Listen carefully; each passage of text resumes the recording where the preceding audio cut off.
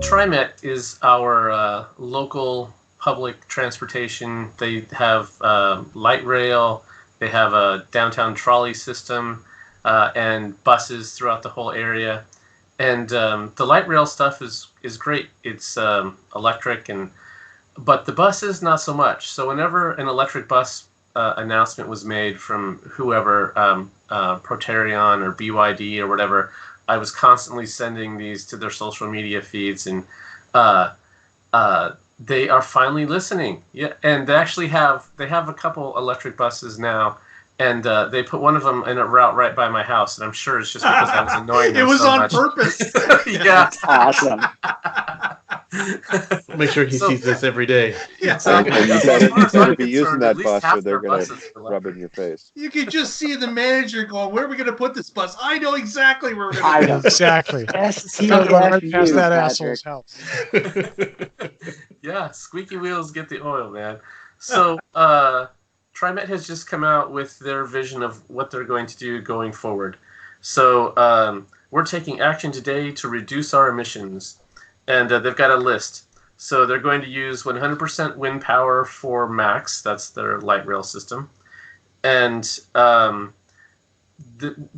light rail has been expanding, and they're adding it, going to more areas. So that's really cool. When I was a kid, it was just on the east side, and now it's on the west side, and it goes up to the airport and a lot of other places. So that's cool.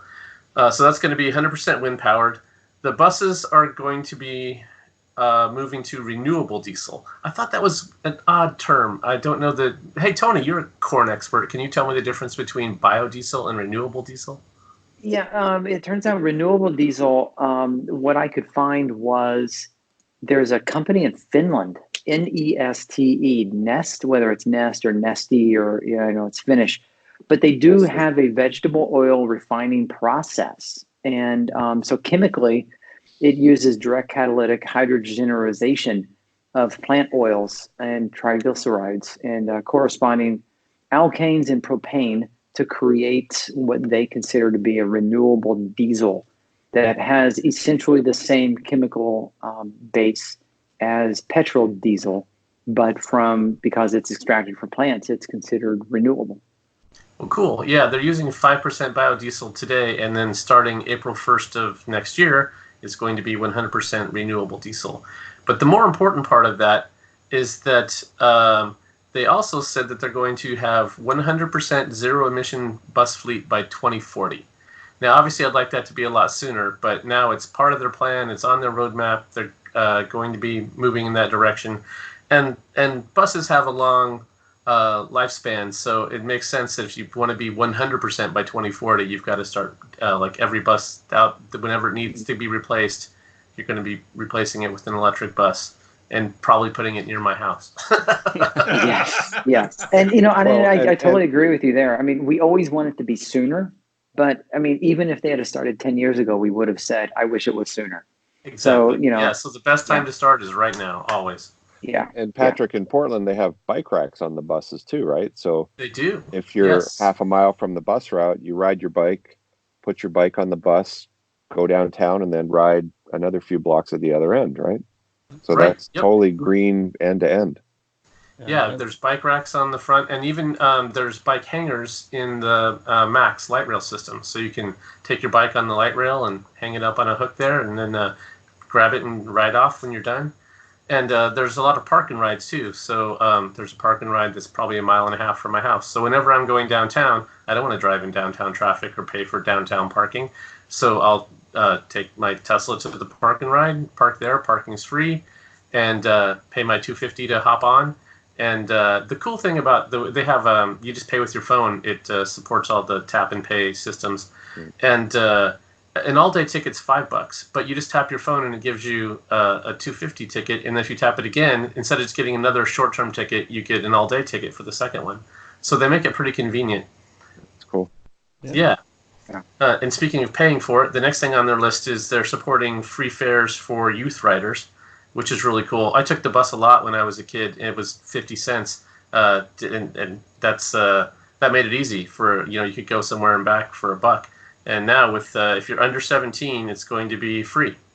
That's cool. Yeah. I think this is great. And the way they phrase it is great, because what they're saying is we want kids to grow up using mass transportation. We want them, by making it free, it just becomes ubiquitous. Yes. And the kids can play with their phones the whole time. Right. Jeez. Well, okay, there is that. Yeah, because they don't have time to do that now, right? Well, they don't if they're riding their bike or driving. Really? Yeah. Have you seen guys with their phone in their face when they're riding their bike? I've seen it. It's scary. It's almost worse than the Portland cars. famously has had mayors that take the bus to work, and one of the things about it here is that I think in a lot of cities, public transportation doesn't get very well funded because that is seen as something for the poor or whatever. And here in Portland, it's not. It's part of how everybody gets around, and so it's important to all of us. So we make sure it gets funded, and this is a great example of that. It's two-pronged. They do the O is for the poor, and then it brings crime.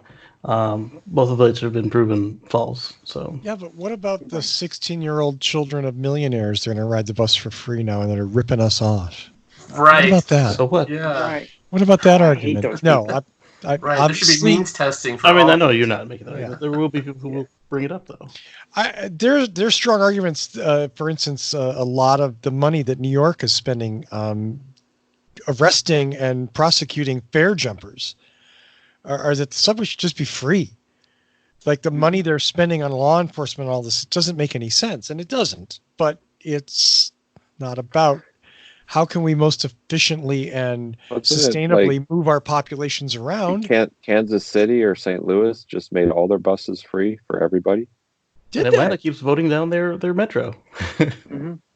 And in my previous job before I started with my current employer, I spent a lot of time in Utah, and one of the things I learned was that mass transportation, the buses were free. So there were times that I would not get a rental car, and I would just take the bus. It was free.